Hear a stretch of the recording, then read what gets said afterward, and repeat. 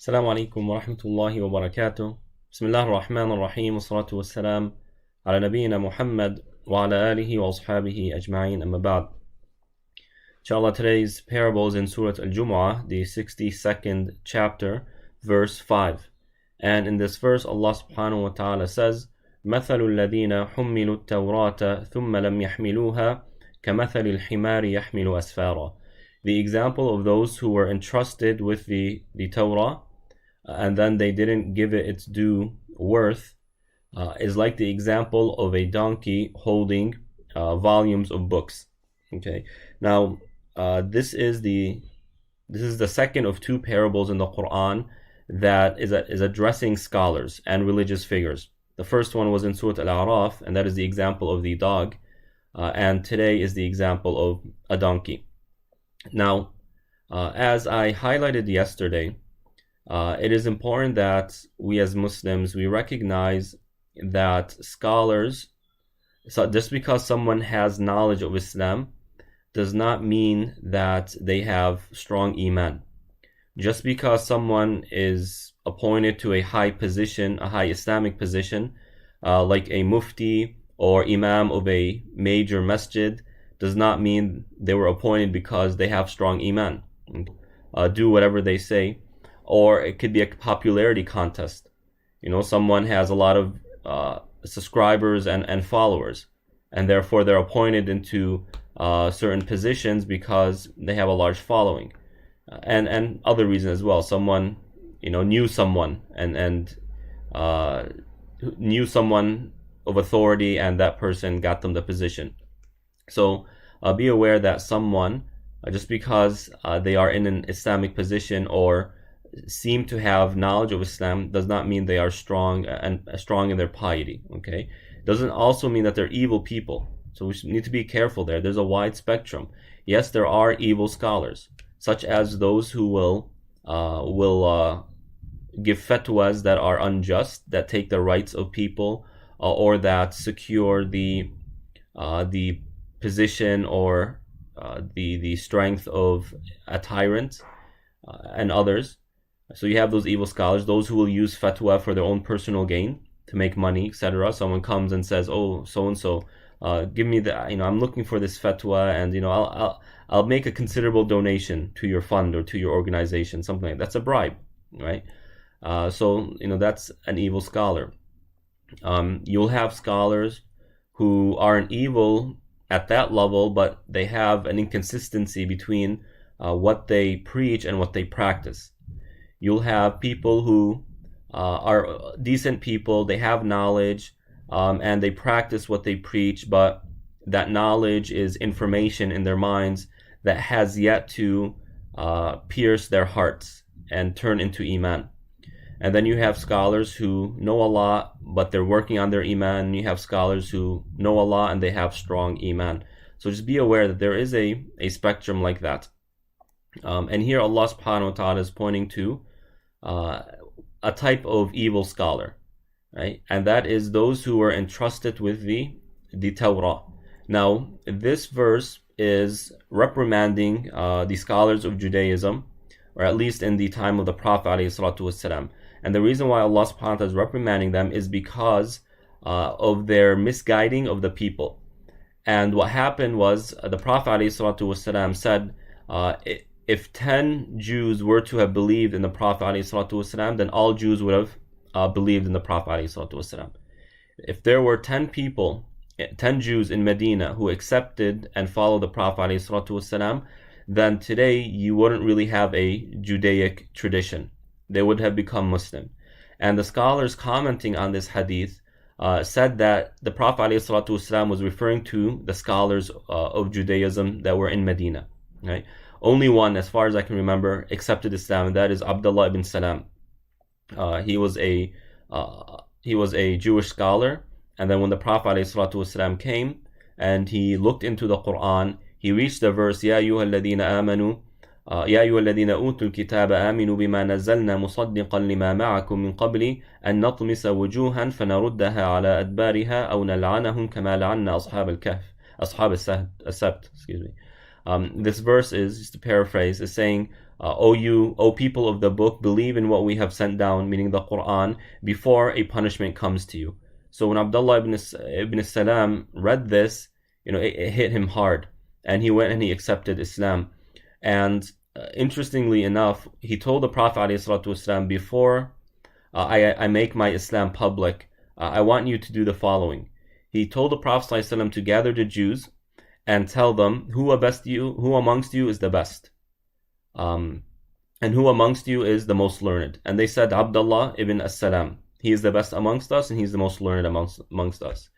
And then Abdullah ibn Salam came in front of them and said, Ashhadu an la ilaha illallah wa anna Muhammadan Rasulullah. He gave the testimony of Islam. And right after they said, you are the worst of us and the son of the worst of us. So they flipped 180 degrees, and we can see their double standards and hypocrisy. But in general, the Prophet ﷺ, the hadith was referring to 10 scholars. Why? Because people follow their scholars. The better the scholars are, in general, the better the people, the followers will be, the people will be. The higher quality the scholars are, the higher quality Muslims will be. And that's why the Prophet ﷺ described the scholars as being like stars. They are the stars of the Ummah. And Ibn Qayyim rahmatullahi comments on that, saying that when you look into the Quran and the how Allah subhanahu wa ta'ala employed stars in the universe, one of their things is that they are a source of light. وَجَعَلْنَاهَا I can't remember the verse right off my head, but one of the roles is that they serve as light, right? So they light around the area, and they provide us with constellations, and with constellations we are able to navigate. That was the classical form of GPS. Likewise, stars provide beauty to the sky. A sky that is full of stars is something that is breathtaking, and people will travel hours to find a spot away from city life and away from the pollution and the artificial lighting, so that they can get a good glimpse of the sky and what it has to reveal. So it beautifies the sky. And number 3, the third role is that says that when the Prophet ﷺ describes the scholars as being stars, the scholars play these 3 roles that the Quran has given to stars. The scholars guide people. They show them guidance. Right? They say this is what's right and this is what's wrong. This is how to get close to Allah. This is what distances you from Allah subhanahu wa ta'ala. So like the constellations are used and stars are used to navigate our worldly affairs, the scholars, who are the stars of the Ummah, are what we use to navigate our spiritual affairs. The second one is that they beautify the sky. The more scholars there are in the Ummah, the higher quality these scholars are, the more beautiful the Ummah is. And when you look at Islamic history, the best generations and the best situations of the believers were in the first 300 years of Islamic history. And during those times, that's where the heavy hitter scholars were, or they lived during these times, like Imam Abu Hanifa, Shafi'i, Malik, Ahmad, Bukhari, Muslim, all these guys, they were in the first 300 years of Islam. And they were the most beautiful of scholars, and as a result, the Ummah was at the most beautiful level we've seen. And then the third one is that it breaks apart the plans of the jinn and the spying of the jinn. Likewise, scholars tear apart and they deconstruct the shubuhat, the misconceptions that the shayateen try to promote in the minds and hearts of people. So when an innovation comes along, something that isn't consistent with Orthodox Islam, you find that the scholars are the one who step in front and debunk it and deconstruct it so that it doesn't harm people. So that's how it is. If the scholars of the Jewish scholars of Medina were to have accepted Islam, then the people, seeing them as role models and taking them as exemplary figures, they would have followed them. And when the Prophet ﷺ first immigrated to Medina, the Jewish residents asked their scholars, "Is this the last prophet that we are waiting for?" And this begs, it goes back to the question: why would it land? There's nothing there for them. It was because they were waiting for the last and final messenger. But when he came, they disbelieved. And there are a lot of evidences that support that in the Quran. But in general, what I'm saying is that these scholars, they were entrusted with the Torah, but they didn't enact it. They preached it, they studied it, but they didn't live by it. And that manifested itself in the most harmful way when the Prophet ﷺ came and they knew he was the Prophet that they were waiting for, but they didn't follow him. Why? Because he was of the Arabs and not of Jewish descent. So that's what was happening there. So Allah subhanahu wa ta'ala compares them with a donkey. يَحْمِلُ أَسْفَارًا. And the significance of a donkey here is when you look at the nature of a donkey, the characteristics and the personality of a donkey. Donkey is a very dumb animal, and you can see it has like this dull look on its face, and all it's good for doing is holding things, or for farming purposes. So people would travel on donkeys, or at least travel shorter distances. They were like the Fiats of back in the day, of their time. So they would use them, to travel from place to place, from one end of the city to the other, or they would load supplies on it and then drag it around to wherever the person was going. But that donkey is incapable of benefiting from what's on its back, because by nature it's like that. Likewise, Allah subhanahu wa ta'ala in the Quran, Surah Luqman, describes the donkey as having the worst of sounds. It makes the worst of sounds.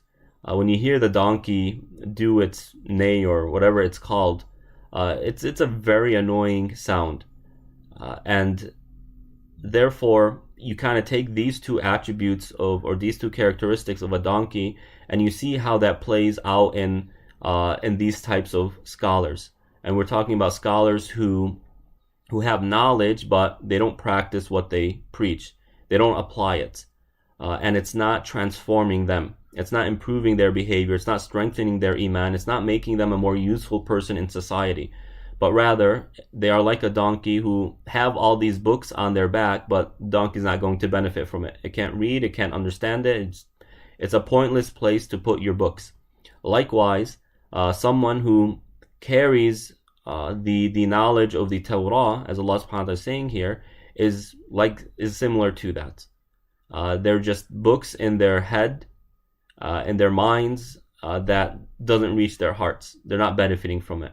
Now, as I've mentioned before, these parables, verses in the Quran, although they might address a particular religion or group of people, we are still to benefit from the idea and the lesson. So just because Allah subhanahu wa ta'ala is criticizing Jews in this particular verse does not mean it has nothing to do with Muslims. Rather, what it's saying is that, O believers, amongst you will be people like this. Likewise, O believers, don't fall into the same mistake. Don't be similar to this. And this goes to what's called doing what you believe in, or what you know. And the fruit of knowledge is applying it. So actions are the fruits of knowledge. Why am I learning?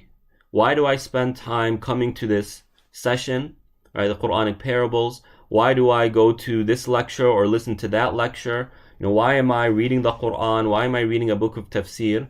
It needs to be because I am looking to act upon them. And this is, the tree that we were referring to in Surah Ibrahim. When we learn, the intention is to act upon what we are learning. I am reading hadith because I am trying to find the sunnahs that I can apply in my life. I'm reading hadith to find and understand and learn about the characteristics of the Prophet ﷺ, so I can be more like that. I am studying the Quran and looking in books of tafsir because I want to better understand the world around me, or because I want to be able to have more meaningful conversations with my kids, or with my neighbors, or with non-Muslims, or with fellow Muslims, right? So that is the goal behind it.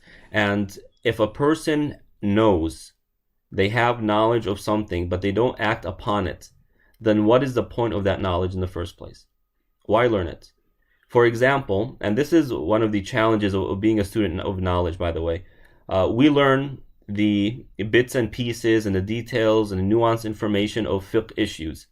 For example, when it comes to wudu, so we know how to make wudu. Now, the average Muslim knows wudu for, we know what wudu is, and they know how to make wudu.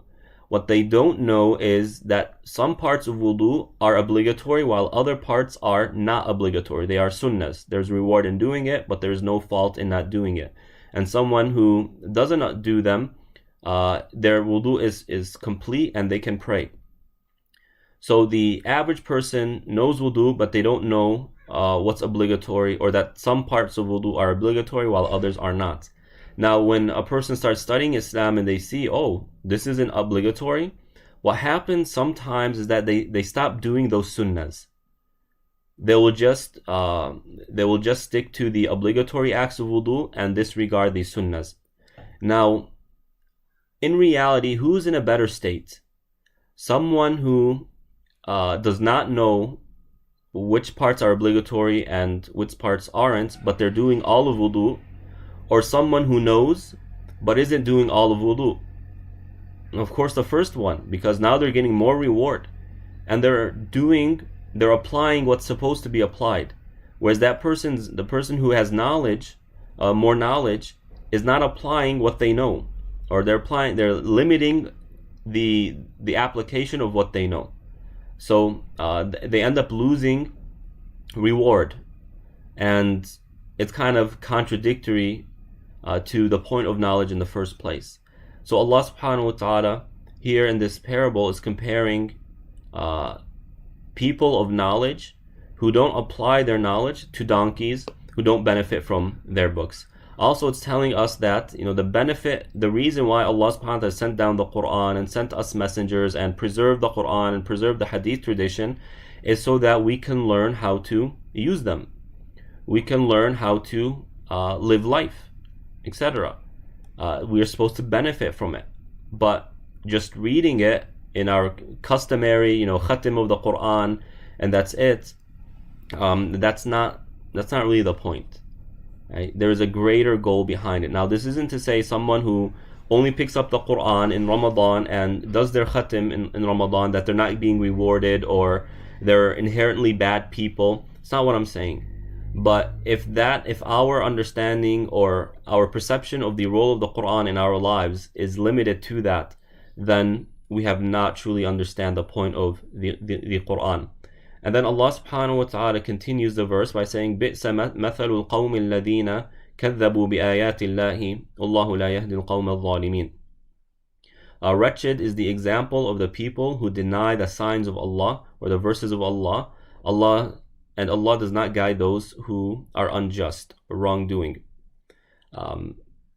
Now, in the following verses, Allah subhanahu wa ta'ala talks about death. And He addresses the children of Israel with the topic of death.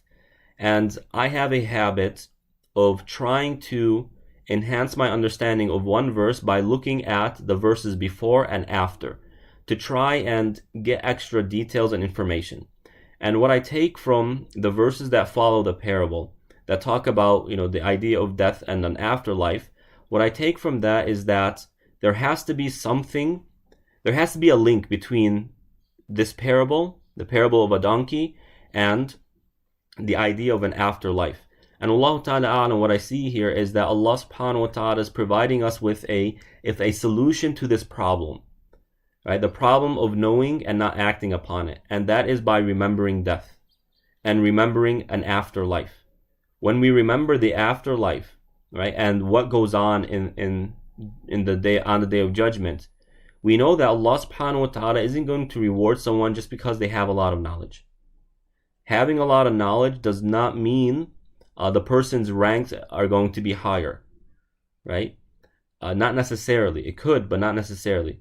Rather, what's going to elevate our status is knowledge that comes with action, and action that is based on knowledge, right? So, Allah Ta'ala Alam, that's the way we can protect ourselves from falling into a similar situation. So, let's see if there's anything else I want to say.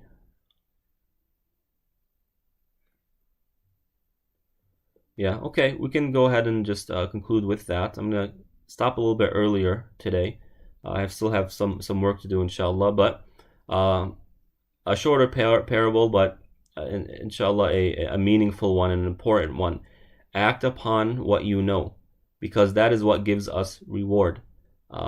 Sure, we get reward by seeking knowledge, but knowledge just floating in our minds is just extra information in our minds. We need to get that information to our hearts, and part of that process is by acting and living by what we know. Another part of that is by constantly remembering death and remembering the afterlife, as the Prophet ﷺ teaches us, "Udhkuru hadim al-ladhat." Remember the destroyer of pleasures, meaning death. So let's go ahead and stop there, inshallah. Tonight is the khatim of the Quran with OCIF. That will be live streamed on our normal channels, inshallah. We will also be joined by Sheikh Yasir for a special nightly reflection. Also, we will be congratulating and honoring and recognizing our high school graduates. If you know someone who's graduating high school from the OCIF community, please do send me their name ASAP so that I can get them on the list and make sure that their name is mentioned. So please do help me out in that regard. What else do we have? Inshallah, I still haven't released the Eid prayer video, how to do Eid prayer at home. Inshallah, I'll do that most likely tomorrow. OCIF will have a drive-through Eid celebration on Eid Day, this Sunday, from 10 to 12. We will be continuing our tradition of handing out donuts and sweets to our community members and those who join us. There is some details in terms of the traffic regulation, right? We have to get a permit, and we need to follow what the law enforcement is telling us to do. So look at the map. All this information is on our website, ocif.org. So join us then, and we hope to see you all tonight, inshallah. Assalamu alaikum wa rahmatullah.